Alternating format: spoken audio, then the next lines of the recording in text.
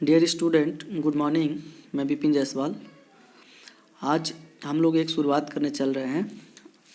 आपके क्लास का मैं प्रयास कर रहा हूं कि छोटे छोटे वीडियो बना करके मैं आपको प्रोवाइड्स कर दूं, जिससे आपका जो डाउट है या जो आपको समस्याएं हैं वो समस्याएं आपकी सॉल्व हो सके।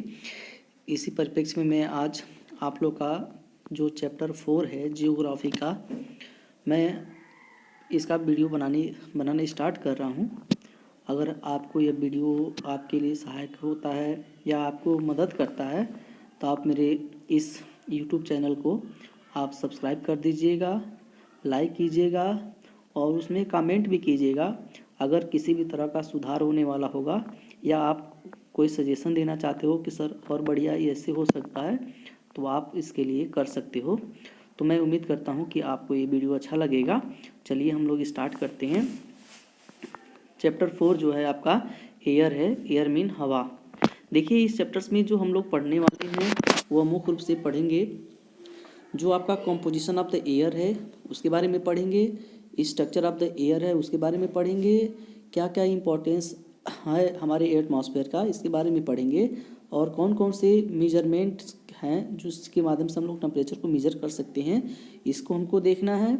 और दुनिया के जो हीट जोन है, वर्ल्ड का हीट जोन है या इसको टेम्परेचर जोन भी बोलते हैं, तो कौन कौन से हैं इसके बारे में पढ़ना है। एयर प्रेशर के बारे में पढ़ना है और विंड्स के बारे में पढ़ना है। उसके बाद हम लोग का जो नेक्स्ट टॉपिक है वह ह्यूमिडिटी है, कंडेंसेशन है और प्रिसिपिटेशन है। इसके बारे में भी हमको डिटेल से डिस्कस करना है। इसके बाद हम लोग को एक केस स्टडी दिया हुआ है साइक्लोन नेचर्स फरी का, तो उसको हम लोग को डिस्कस करना है। चलिए हम लोग प्रयास करते हैं कि आज एक एक टॉपिक करके हम लोग कंप्लीट किया जाएगा। चलिए कह रहे हैं कि the involve of air which surrounds the earth is called the atmosphere.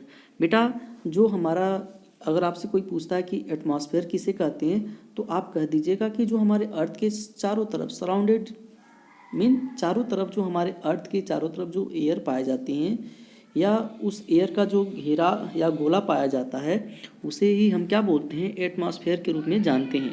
इस कहने का मतलब है कि हमारे अर्थ के आसपास या इससे लगभग कुछ ऊंचाई पे जो हवा का जो फॉर्मेशन है या जो हवा हमारा है, जो हमारे विभिन्न गैसेज हैं, वो उनसे ही मिल करके हमारे एटमॉस्फेयर का फॉर्मेशन होता है। इसलिए करें कि द एनवलप मतलब उसका जो एक लिफाफा होता है या एक घेराव होता है, ऑफ एयर मतलब हवा का, विच सराउंड द अर्थ जो पृथ्वी को घेरा हुआ है, जो पृथ्वी के चारों तरफ है, इज कॉल्ड द एटमॉस्फेयर। हम लोग उसी को एटमॉस्फेयर कहते हैं या उसी को हम लोग वातावरण कहते हैं। The presence of the atmosphere has made the earth a unique planet. बेटा, यूनिक प्लेनेट हम जानते हैं कि अर्थ को यूनिक प्लेनेट कहा जाता है क्योंकि हमारे सोलर सिस्टम में एक हमारा अर्थ ही है जहाँ पे मानव संभव है, जहाँ पर जीव जंतु संभव हैं। तो उसमें का एक कारण जो है वो हमारा एटमॉस्फेयर भी प्रेजेंट है हमारे अर्थ पे।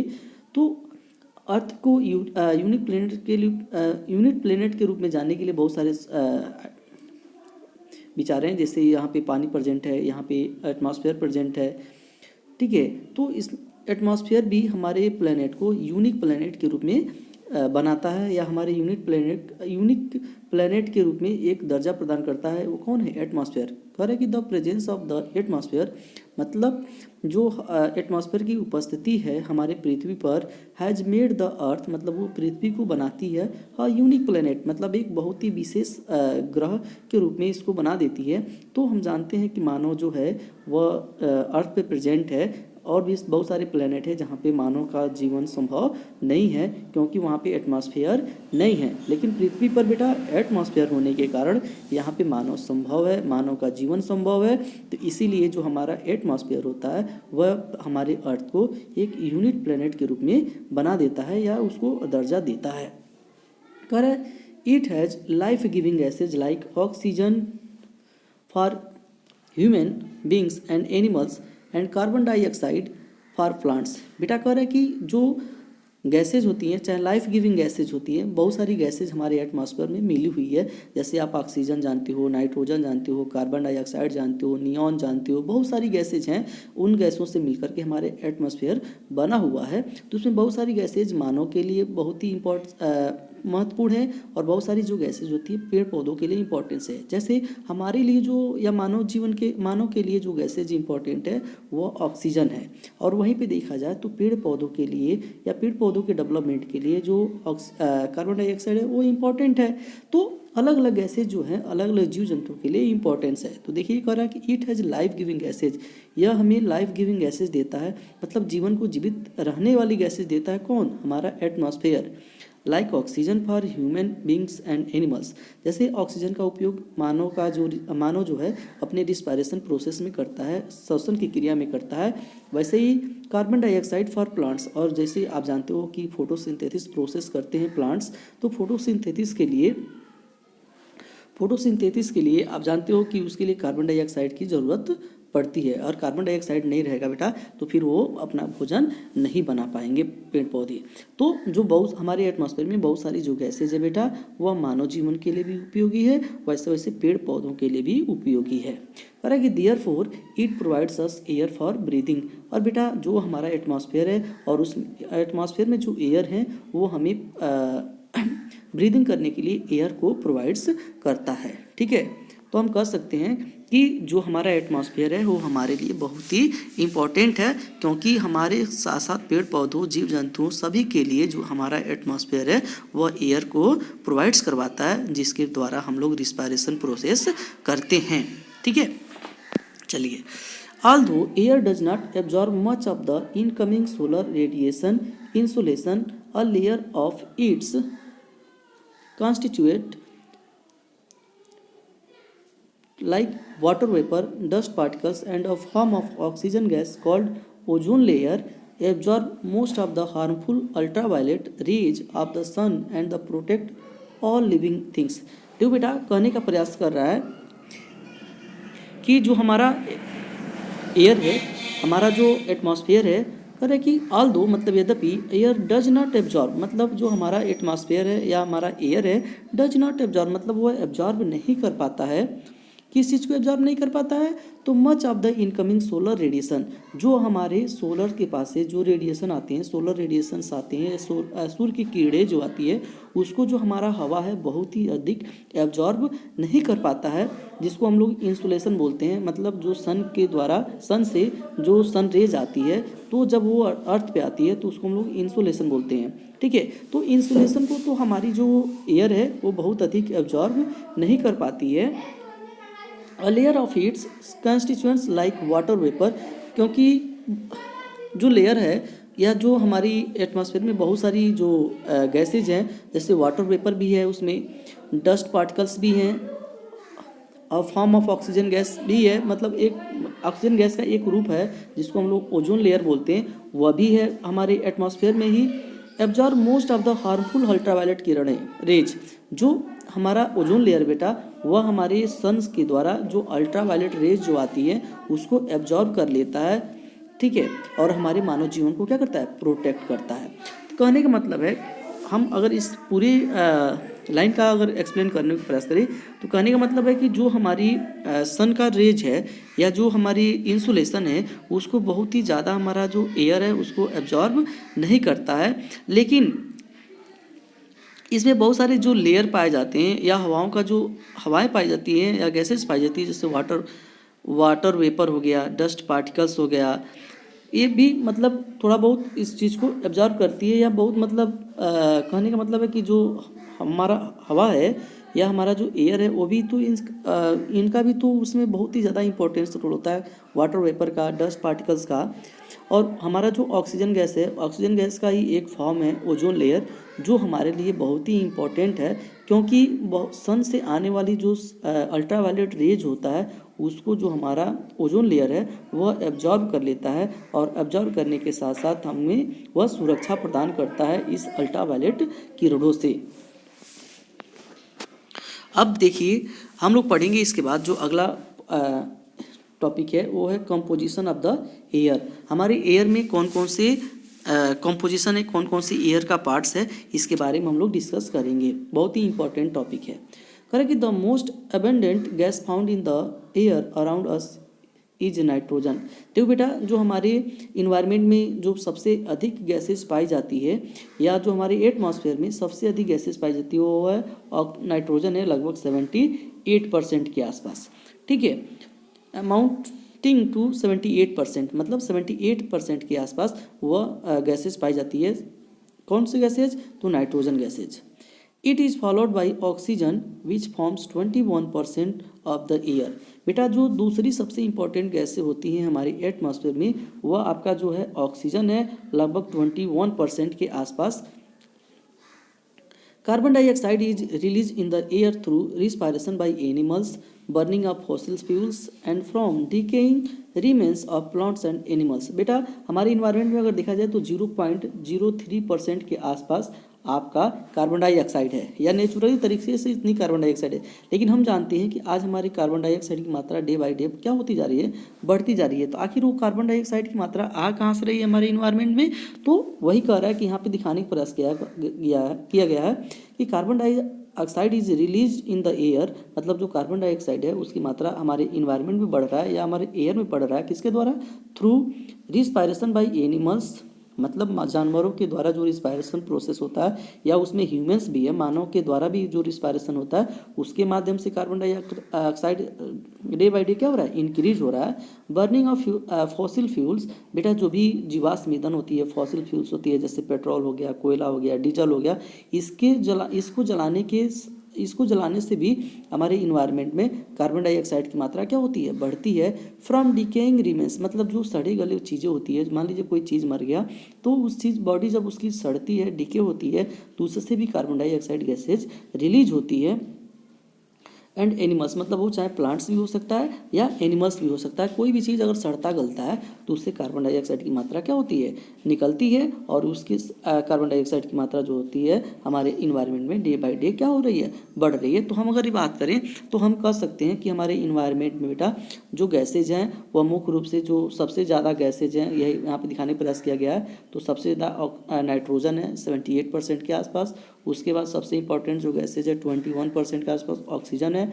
उसके बाद 0.03% के आसपास कार्बन है। और भी बहुत सारी गैसेज हैं हमारे इन्वायरमेंट में। अगर आपसे कोई पूछता है कि कार्बन डाइऑक्साइड की मात्रा हमारे इन्वायरमेंट में कैसे बढ़ रही है, तो आप बता सकते हो कि मानव के रिस्पायरेशन या जानवरों के रिस्पायरेशन प्रोसेस से, और जो हम लोग फॉसिल फ्यूल्स को जला रहे हैं उसके माध्यम से, और जो भी प्लांट्स या एनिमल्स जब सड़ता है या गलता है, डिकेइंग प्रोसेस होती है, तो वहाँ से भी कार्बन डाइऑक्साइड की मात्रा क्या होती है? बढ़ती है, या वहाँ से भी इंक्रीज होती है या रिलीज होती है। Several other gases form the remaining part of air including water vapor which forms clouds। बेटा, जो हमारा इन्वायरमेंट है या हमारा जो एटमॉस्फेयर है उसमें बहुत सारी गैसेज हैं, जिसमें वाटर वेपर की बात कर रहा है।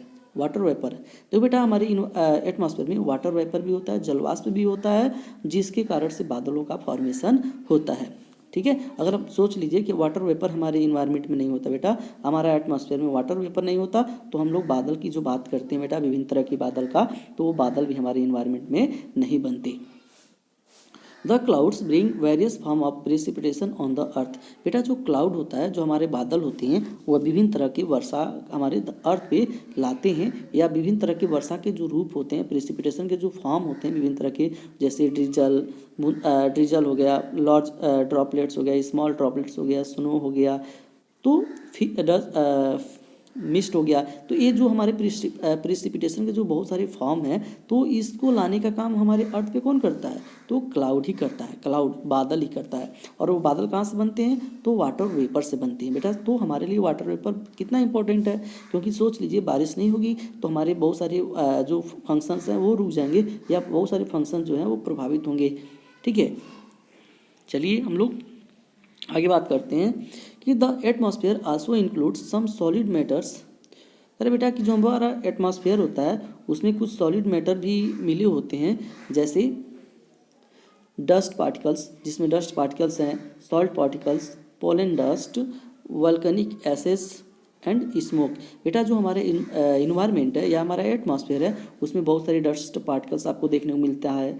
उसमें सॉल्ट पार्टिकल्स कहाँ से आप आ जाएगा, तो जानते हो बेटा जो समुद्र होता है वहाँ से जब वाटर वेपर की प्रोसेस होता है या इवेपोरेशन की प्रोसेस होता है तो वहाँ से सॉल्ट पार्टिकल्स भी हमारे एटमॉस्फेयर में जाते हैं। बहुत सारे पोलन डस्ट भी होते हैं, छोटे छोटे डस्ट भी होते हैं। वल्केनिक एसेस, बेटा जो भी हमारा वल्केनिक जब इरप्ट होता है या जो ज्वालामुखी आती हैं तो आप जानते हो कि उसमें बहुत ज़्यादा विस्फोट होता है, तो उसमें बहुत सारी गैसेज भी निकलती हैं और बहुत ज़्यादा राख भी निकलता है। तो हमारे एटमॉस्फेयर में कहीं ना कहीं जाकर के वो राख मिक्स होता है या मिलता है। तो हम कह सकते हैं कि हमारा एटमॉस्फेयर जो है वह केवल गैसेज से नहीं, बहुत सारी डस्ट पार्टिकल्स से मिल करके भी बना है। ठीक है, अगर आपसे कोई पूछ देता है कि मुख्य गैसेज कौन सी है तो आप बताइएगा 78% नाइट्रोजन है, 21% आपका ऑक्सीजन है और 0.03% के आसपास आपका कार्बन डाइऑक्साइड है और भी बहुत सारी गैसेज हैं।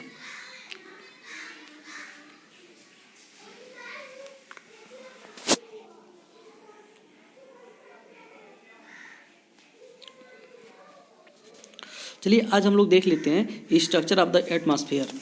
हमारे जो एटमॉस्फेयर का जो स्ट्रक्चर है वो कैसा है उसके बारे में हम लोग देखते हैं। स्ट्रक्चर का मतलब होता है ढांचा या उसका रंग रूप या रूप उसका कैसा है, तो उसके बारे में हम लोग देखते हैं। कह रहा है कि the gases surrounding the earth are held by its gravity of force which attracts them to the earth. बेटा जो भी हवाएं हमारे अर्थ पे है, जो हमारे अर्थ के आसपास जो हवाएं हैं, आखिर वो धरती पर ही क्यों है, क्यों नहीं वो धरती को छोड़ करके ऊपर चली जाती है, आसमान में चली जाती है। तो आप बताओगे कि वो जो हवाएं हैं वह धरती को छोड़कर ऊपर नहीं जाती हैं, किसके कारण बेटा, तो ग्रेविटी के कारण।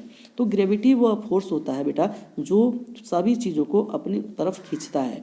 ठीक है, तो इसी तरह पृथ्वी की सेंटर में भी ग्रेविटी फोर्स है और पृथ्वी क्या करती है कि सारे चीज़ों को अपनी तरफ खींचती है, हम लोगों को भी खींचती है, इसलिए हम लोग धरती पर हैं। अगर नहीं खींचती तो हम लोग शायद आसमान में चले जाते हैं। तो जो हवा है या जो हमारा एटमॉस्फेयर है, चाहे विभिन्न प्रकार की जो गैसेज हैं बेटा वह हमारे पृथ्वी के आसपास इसीलिए है क्योंकि ग्रेविटी जो है वह काम कर रही है, हमारे अर्थ का जो ग्रेविटी है वह वर्क कर रहा है।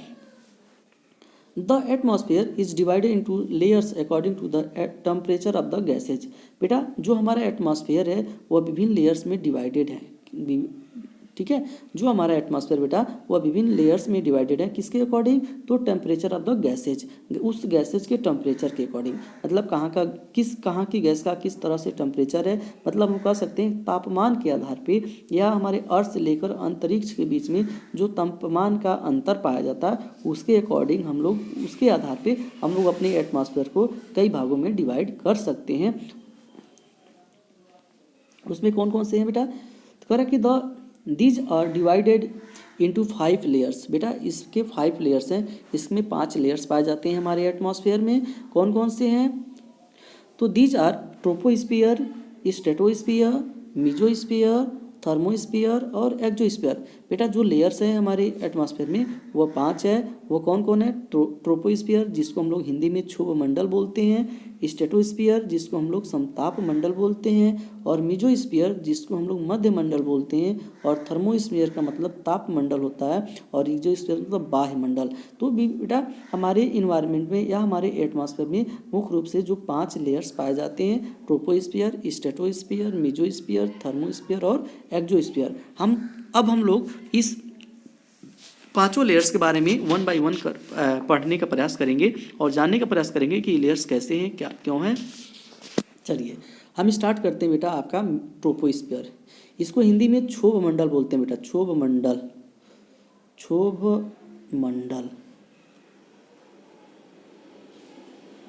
ठीक है बेटा, इसको हम लोग परिवर्तन मंडल के नाम से भी जानते हैं, परिवर्तन मंडल। ठीक है, तो इसको क्षोभ मंडल और परिवर्तन मंडल के रूप में आप लोग जानते हैं और हम भी जानते हैं। पर है कि this layer of the atmosphere is closer to the earth surface. बेटा ये जो हमारा ट्रोपोस्फीयर है वह हमारे अर्थ के सबसे आसपास का जो लेयर्स होता है, सबसे पास का जो लेयर होता है उसको हम लोग ट्रोपोस्फीयर के नाम से जानते हैं। या हम अगर इसको समझने का प्रयास करें तो हम कह सकते हैं कि हम लोग जहाँ पर हैं, हम लोग जब यहाँ पर हैं हम लोग ट्रोपोस्फीयर में ही हैं। कहाँ पर हैं, ट्रोपोस्फीयर में है बेटा, क्योंकि जो हमारे पृथ्वी के पास में, मान लीजिए हमारा ये पृथ्वी है, तो पृथ्वी के पास में जो सबसे पास में जो गैसेज हैं वह ट्रोपोस्फीयर का, ये जो यहाँ पे जो गैसेज हैं या जो भी हमारा एटमॉस्फेयर का जो पार्ट्स है इसको हम लोग ट्रोपोस्फीयर के नाम से जानते हैं। ये पृथ्वी के सबसे पास का पार्ट्स होता है, इसलिए कह रहा है कि this layer of the atmosphere is closest to the earth surface. जो पृथ्वी का सतह है बेटा उसके सबसे पास का सतह होता है ये troposphere. It extend to a height of 8 kilometre above the poles and 18 kilometre above the equator. बेटा इसका जो डिस्टेंस होता है, अगर मान लीजिए अगर हम बात करें कि ये हमारा अर्थ है, ठीक है, अर्थ का सरफेस है, तो इसकी जो हाइट होती है बेटा, मान लीजिए इसको हम पोल मान लेते हैं और इसको इक्वेटर मान लेते हैं, या इसी को इक्वेटर मान लेते हैं, इसको पोल मान लेते हैं, तो इक्वेटर के आसपास बेटा इसकी जो हाइट होती है वह 18 किलोमीटर होती है। 18 किलोमीटर ये जो हाइट है इक्वेटर का तो 18 किलोमीटर है, जबकि वह पोल के आसपास जो इसका डिस्टेंस होता है वो मात्र 8 किलोमीटर के आसपास इसकी हाइट होती है।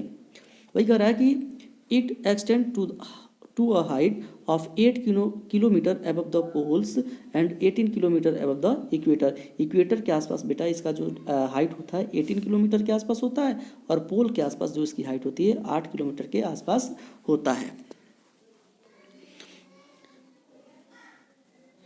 It extends over the equator is more because intense heating at the equator expands the air। बेटा अब यहाँ बताने का प्रयास किया गया है कि हमारे इक्वेटर के आसपास ये जो हवाएं हैं वो 18 किलोमीटर के आसपास क्यों है, क्योंकि आप सभी लोग जानते हो बेटा कि जो हमारा अर्थ है ये, और अर्थ का ये जो पार्ट्स है बेटा मान लेते हैं ये इक्वेटर है, तो इक्वेटर के आस ऊपर लगभग 23 डिग्री हाफ और 23 डिग्री हाफ साउथ नॉर्थ और 23 डिग्री हाफ साउथ में हम जानते हैं कि यहाँ पे जो सन का जो रेज होता है बेटा वो साल भर क्या होता है ज़्यादा पड़ता है, और ज़्यादा सन रेज प्राप्त होने के कारण जो यहाँ की हवाएं जो होती हैं वो गर्म हो जाती हैं, और जब गर्म होती हैं तो वह क्या होती हैं ऊपर उठना प्रयास करती है, ऊपर उठने का प्रयास करती है और फैलने का प्रयास करती है, और फैलने का प्रयास करती है तो बेटा इसी कारण से यहाँ का जो डिस्टेंस होता है ना ट्रोपोस्फीयर का, यह बढ़ जाता है 18 किलोमीटर के आसपास तक का हो जाता है इक्वेटर के आसपास। और वहीं पे आप देखोगे पोलर के पास क्यों 8 किलोमीटर ही पाया जाता है, तो हम जानते हैं कि सबसे ज़्यादा जो ग्रेविटी वर्क काम करता है वह पोलर रीजन्स में ही करता है,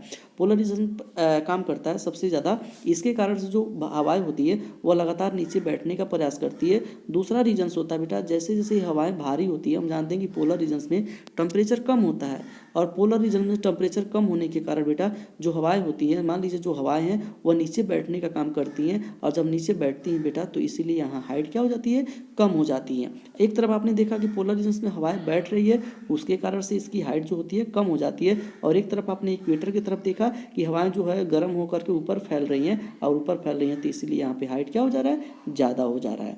ठीक है, अगर आपसे कोई क्वेश्चन पूछेगा कि पोलर रीजन्स में हवाएं ट्रोपोस्फीयर की लंबाई कम क्यों है, तो आप दो कारण दे सकते हो। एक तो पोलर रीजन्स में ग्रेविटी सबसे ज़्यादा वर्क करता है, और दूसरा जो है हवाएं जब टेम्परेचर कम होता है तो हवाएं भारी होती हैं, और भारी होती हैं तो नीचे बैठने के काम करती हैं।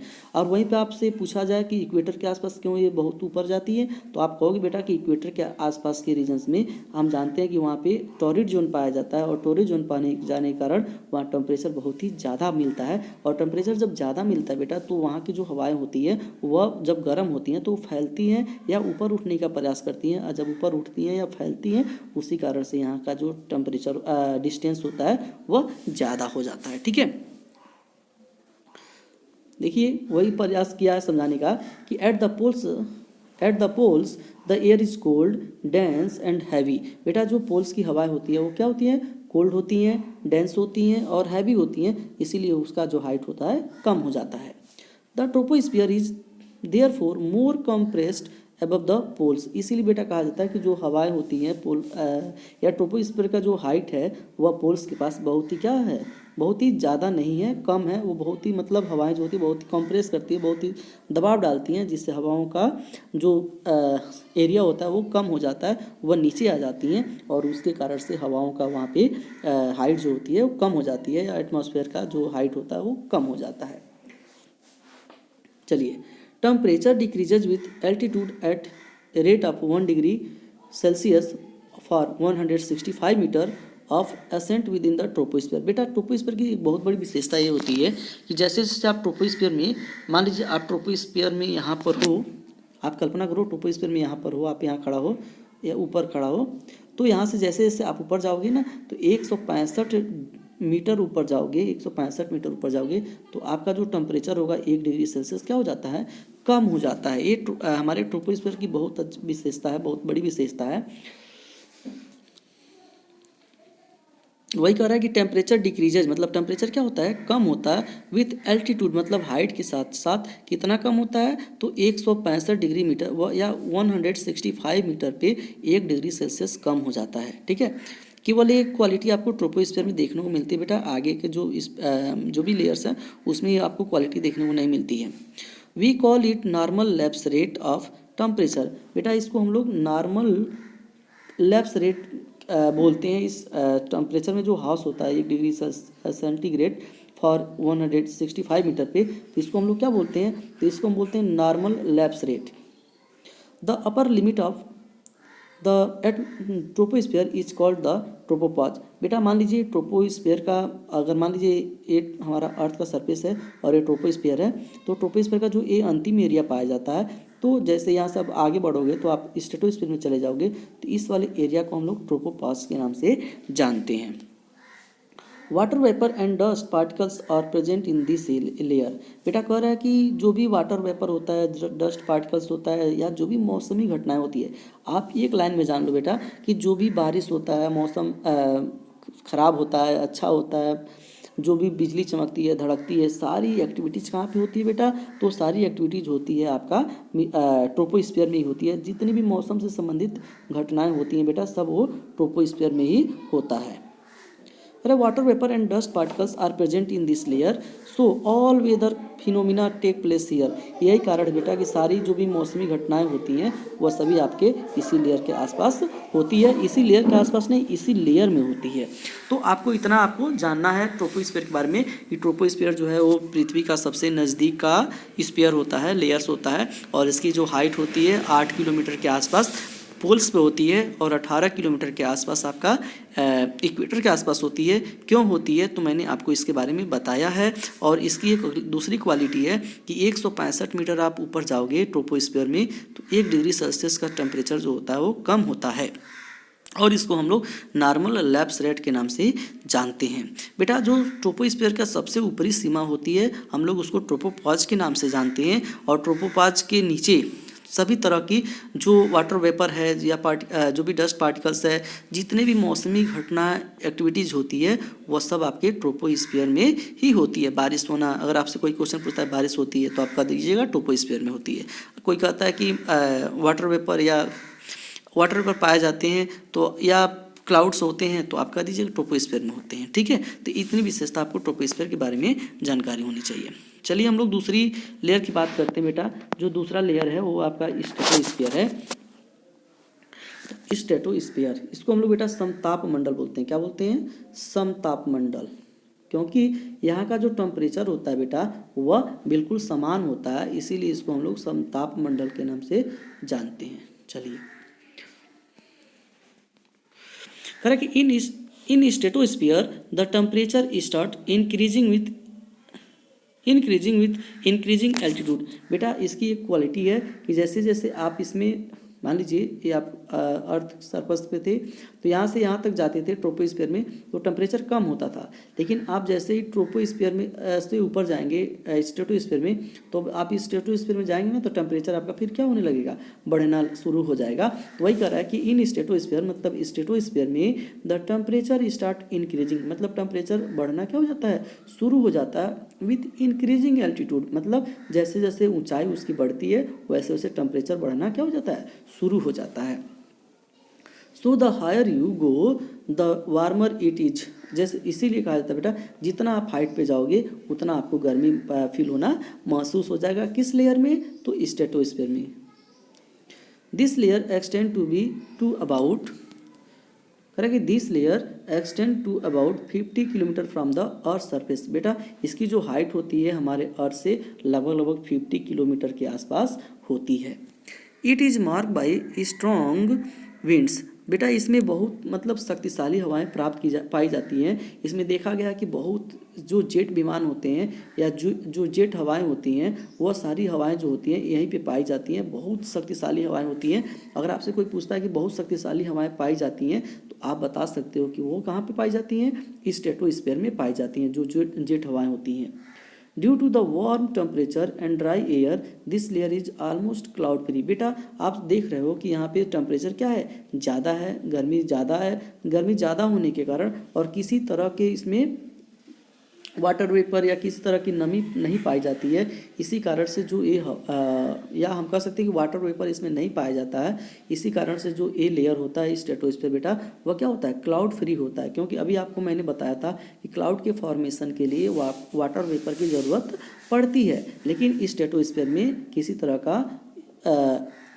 तरह का यहाँ पे वाटर वेपर नहीं पाए जाते हैं। इसलिए जो ए लेयर होता है वो बिल्कुल क्या होता है, क्लाउड फ्री होता है। The stratosphere is important because it contains the ozone layer. देखो बेटा हमारे लिए एक चीज़ के लिए और इम्पॉर्टेंट है स्ट्रेटोस्फीयर, क्योंकि इसी में आपका ओजोन लेयर जो है वो पाया जाता है। और मैंने आपको बताया है कि ओजोन लेयर हमारे लिए बहुत ही इंपॉर्टेंट है। क्यों? क्योंकि इसी लेयर के द्वारा हमारी पृथ्वी को सुरक्षा प्रदान किया जाता है। किससे? तो जो सन से अल्ट्रावायलेट किरण आती है वह यही रोकता है, ओजोन लेयर ही रोकता है। अगर ये ओजोन लेयर नहीं होता तो सारी अल्ट्रावायलेट रेज हमारे पृथ्वी पर आती और उससे हमको बहुत ही ज़्यादा नुकसान होता। तो कह रहे कि the stratosphere is important because it consent the ozone layer. बेटा इस ओजोन लेयर कोई पूछता है कि कहाँ पर है तो आप बताइएगा स्ट्रेटोस्फीयर में है। कितनी हाइट पे है? तो 15 से लेकर के 35 किलोमीटर के बीच में पाई जाती है। This layer absorb the ultraviolet radiation of the sun and thus protect the earth from its harmful effect. बेटा जो रेडिएशन आते हैं सन से उसको हमारा जो ओजोन लेयर होता है वो एब्जॉर्ब कर लेता है और उससे हमारी पृथ्वी पर रहने वाले जीव जंतुओं की क्या होती है, सुरक्षा होती है। The stratopause marks the top of the stratosphere and the beginning of the mesosphere.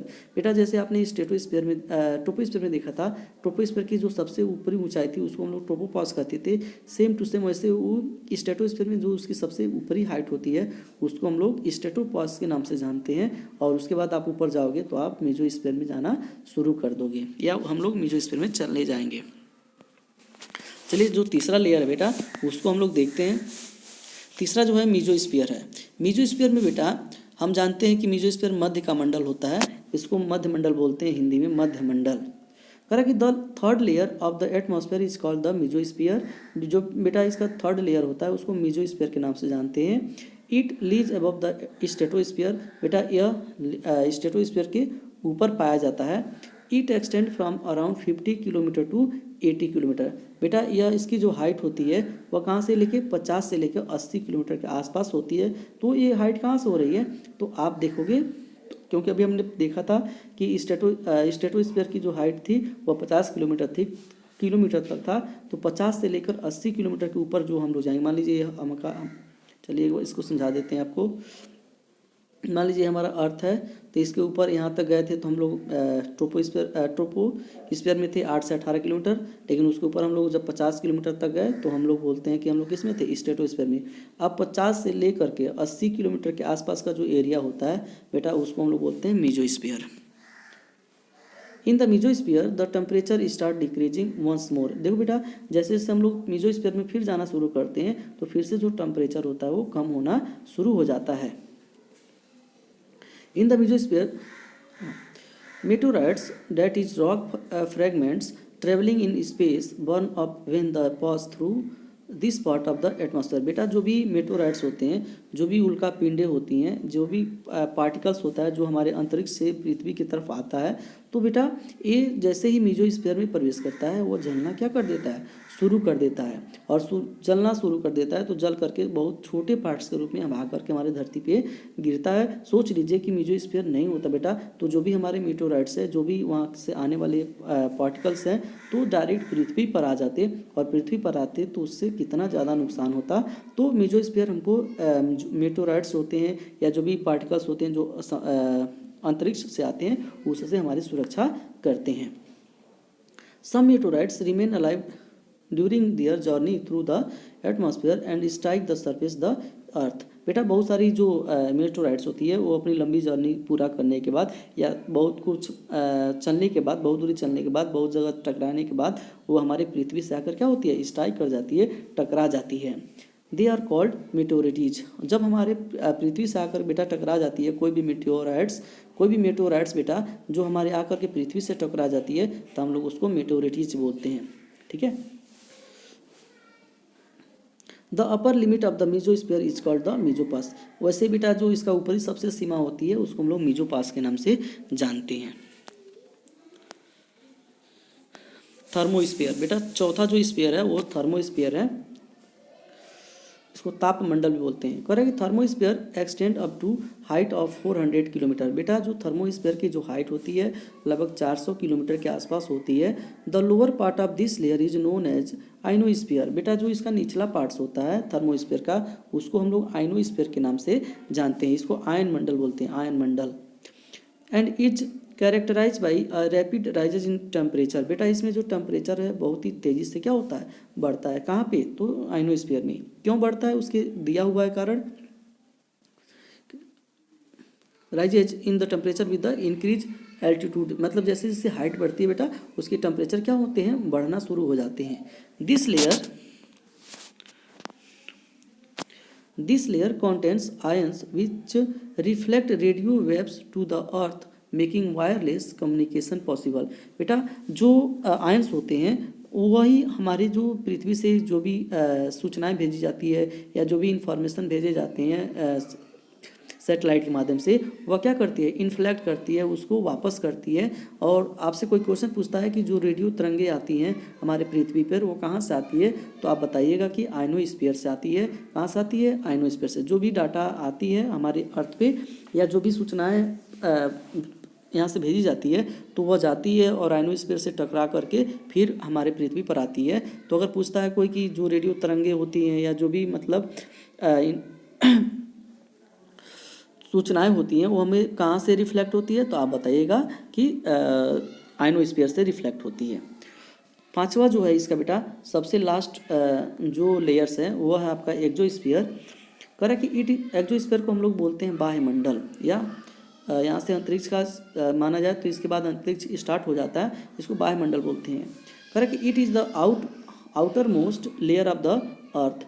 बेटा ये जो सबसे बाहरी लेयर होता है हमारे एटमॉस्फेयर का, where both atmospheric pressure and temperature are low. जहाँ पे बेटा दोनों हमारा जो एटमॉस्फेरिक प्रेशर और जो एटमॉस्फेरिक टेम्परेचर होता है वह दोनों ही बहुत ही क्या होता है, कम होता है। The uppermost layer of the atmosphere is known as the exosphere. बेटा जो इसका सबसे ऊपरी लेयर होता है उसको हम लोग एक्सोस्फीयर के नाम से जानते हैं। This layer extend to about 1600 kilometre. बेटा इस लेयर की जो हाइट होती है या एक्सोस्फीयर की जो हाइट होती है लगभग अर्थ से 1600 किलोमीटर के आसपास होती है।